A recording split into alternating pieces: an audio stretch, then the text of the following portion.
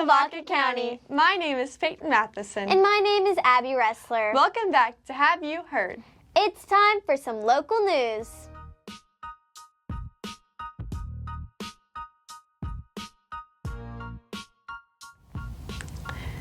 Here in Hallettsville, fall just wouldn't be the same without the return of the beloved pumpkin patch at the Methodist Church. A true seasonal tradition and a cherished gathering place that brings our community together year after year. In a town where tradition is part of our roots, the pumpkin patch offers more than just pumpkins.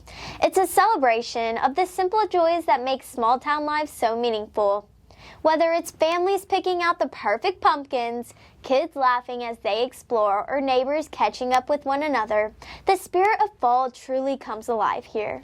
Local schools have begun their annual visits, giving students a hands-on way to experience the magic season, and a reminder that some of the best lessons happen outside. October is Principal Appreciation Month, a time to pause and celebrate the incredible leaders who guide our schools with dedication, compassion, and strength. Here at HISD, we are lucky to have amazing principals at each campus who go above and beyond every single day, not just to keep things running smoothly, but to create a school where every student feels seen and supported and inspired. This month, we want to shine a spotlight on all that our principals do. The countless hours, the tough decisions, the encouraging words, the unwavering commitment to making our school the best it can be. Let's send it to Trent and Isabel to hear a little bit more about Principal Appreciation Month. Hey Bremas, my name's Isabella Vera, and this month is Principal Appreciation Month. So me and my partner Trent Buchek got interviews with all three principals to see what makes them so special. My favorite part about being the principal is seeing the students every day. That's what it's all about. You know, we get them as they become a freshman, then I get to watch them grow to a senior, and then when they graduate and go in the real world to be successful adults, maybe be a successful husband and wife one day. That's my favorite part of being a principal. Don't get me wrong, I love my teachers, but it's all about the students and all about their successes, so just making sure that they succeed in all parts of high school. As far as why I became a principal or chose to become a principal, a big influence was my mom. She's been a school administrator she's been in the school for 44 years and an administrator for over 25 years. But I would say, you know, when I was a coach in my younger days, I really enjoyed it, but I knew I wanted a bigger role in the school. And becoming a principal, I was able to do that, encompassing all the teachers, students, and support staff.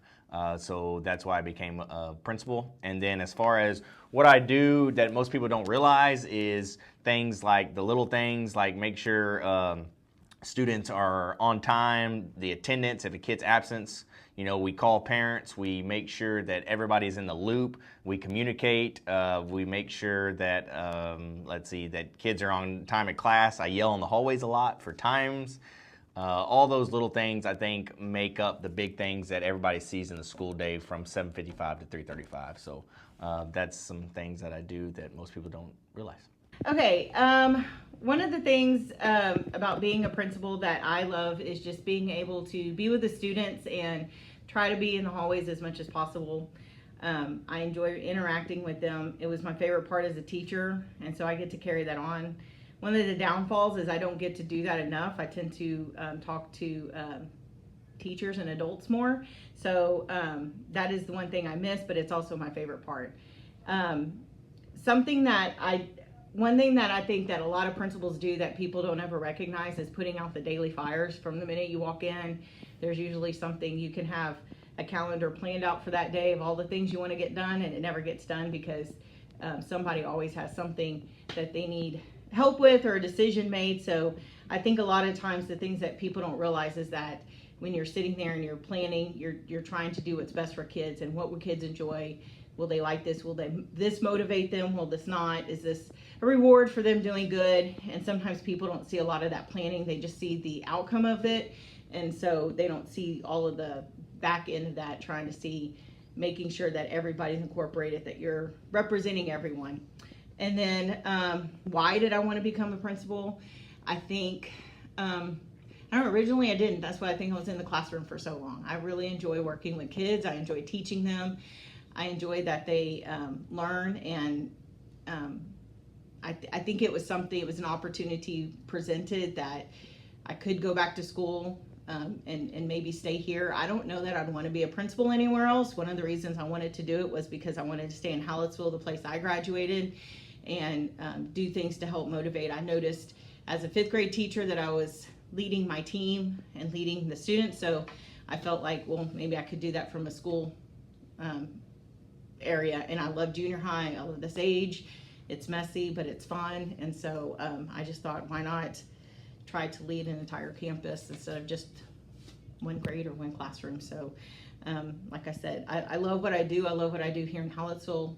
I don't know that I would want to go somewhere else to be a principal. So I like just here. My favorite part about being a principal is definitely the daily interactions I have with kids, whether it be seeing them learn in the classroom and how they interact with their peers and their teachers, or chatting with them in the cafeteria.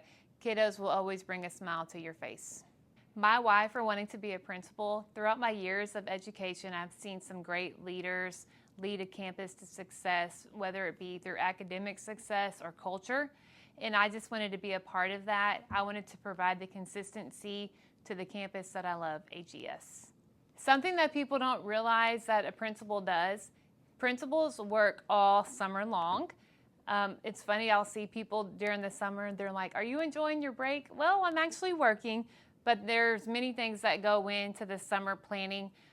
Every part of the elementary campus has a plan and a procedure, and so the summertime is a great time to kind of establish those and make adjustments as needed.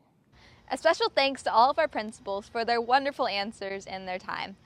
Well, this has been Isabel Rivera and Trent Buchek reporting for the Hallettsville Raven News Network. Thank you, Trent and Isabel. And thank you, Mr. Briscoe, Miss Mays, and Miss Grauman for all that you do. Now let's go to Gabe and Luke to find out about HBNN's very own open mic night. Gabriel Dotson reporting to you live from HBNN. Open mic night is a time for the community to come together for music, poetry, and good fun. I'm most excited to hang out with my friends and the fellowship that comes with a community event like that. Every year at Open Mic Night, there is a competition to see which high school students can produce the best music, the best jokes, the best poetry, and the best audience interaction. Show me this dance this morning.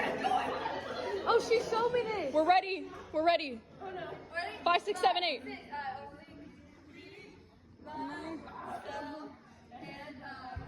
Ooh, ooh, ooh, oh, oh, oh, oh, oh. Hit it! The greatest showman? What? Where the trapeze at? Ooh. Do a flip. Ooh. Hit the split. Do a flip. Oh!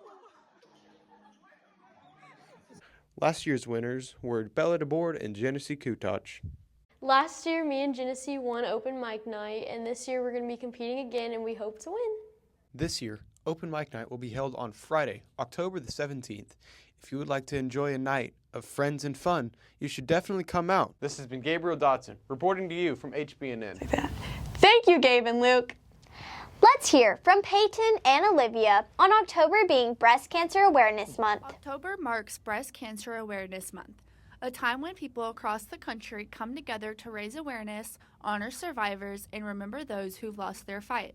It's really important to show support because you never know who around you might be affected.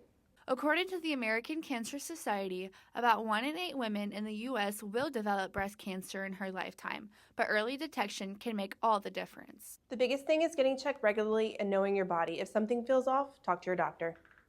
Here at Hallettsville High School, students and staff are showing support by wearing pink, raising funds, and spreading awareness through events. It's more than just a color, it's a way to show unity and hope. Whether it's a pink shirt, a ribbon, or a donation, every small act helps a big cause.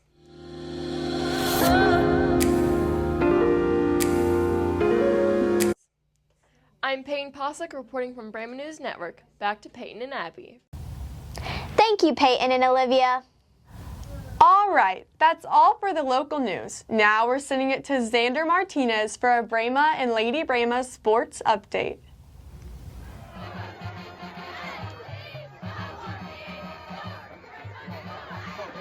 Welcome to Sports on Have You Heard? I'm Xander Martinez, and here's your recap for the sports in the last few weeks. First up, Brahma football. The team has been struggling recently after losses to Hitchcock and Rockport. The Brahmas are looking to bounce back after their bye week this Friday. With district play heating up, the Brahmas are working to keep their playoff hopes alive. They will face Hempstead on Friday, October 24th. Meanwhile, Lady Brahma Volleyball has been on a district winning streak with wins coming against Yoakum, Tidehaven, Edna, and Rice. They hope to keep this winning streak alive. Good luck to LB as they take on Palacios tonight. And finally, on to cross country. They traveled to Yoakum last Monday, with Elizabeth Felsman placing 3rd and Landon Bone placing 7th.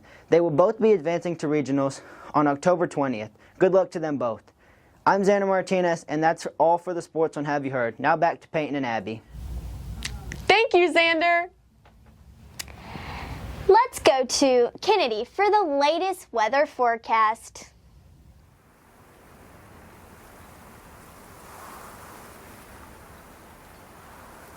Good morning, Lavaca County. My name is Kennedy Walpole with the Hallettsville Brahma News Network, here with your weather forecast for the upcoming week. This weekend, you can expect a high of 93 on Saturday and a low 69. It'll get slightly hotter on Sunday with a high 94 and a low 68. Expect it to be a sunny weekend with some nice clouds. Make sure to prepare for the nice, hot weekend. In the upcoming week, Monday will be sunny with a high at 92 and a low 71. On Tuesday, there will be a high at 88 and a low 63 with mostly sunny skies. On Wednesday and Thursday, expect a high at 85 on both days, lows between 63 to 64, and some rain and storms. Friday, the high will be 82 and the low will be 58, and during the weekend, it'll get slightly cooler with temperatures at 82 to 85 degrees and lows between 59 to 61. Stay cool out there, Lavaca County. And now back to Peyton and Abby. Thank you, Kennedy.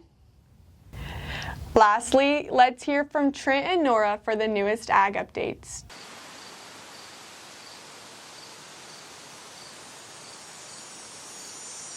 Hey there, Lavaca County. Welcome back to Ag in Your World, brought to you by the Hallettsville FFA. My name is Nora Dean. And my name is Trent Buchek. Welcome back, everyone. We're so excited to have you here with us for this week's installment. Our leadership development event teams are training hard for the district competition on November 7th. The next FFA meeting will be on November 10th for the HJLS and major show entries. Swine Tag-In will be on November 11th from 4 to 5:30 p.m. Now it's time for the Market Day Report. Live cattle is trading at $2.40 per pound, and feeder cattle are trading at $3.76 per pound. The corn market is up right now, with prices at $3.79 per bushel. The American Farm Bureau Federation sent letters to President Donald Trump and congressional leaders to emphasize the severe economic pressures facing America's farmers and ranchers. Falling crop prices, skyrocketing expenses, and trade disputes are creating conditions that are too much for farm families to bear. As times become tougher, farmers are being forced to take more and more drastic measures to keep their operations alive. Thank you for listening in on Ag in Your World, brought to you by the Hallettsville FFA.